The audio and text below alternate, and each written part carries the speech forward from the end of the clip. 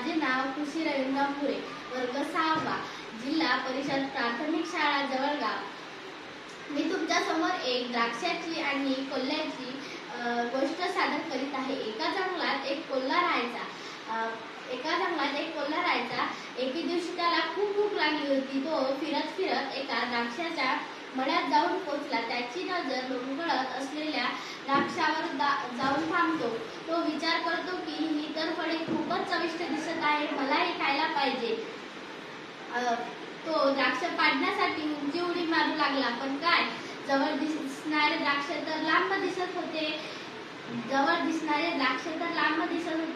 तो प्रयत्न करून दमला आणि खाली कोसळला। शेवटी त्याला द्राक्षे काहीच मिळाले नाही। मग तो मनातच म्हणतो की नको मला हे आंबट द्राक्षे, असे म्हणून तो निघून गेला। तात्पर्य, एखादा वस्तू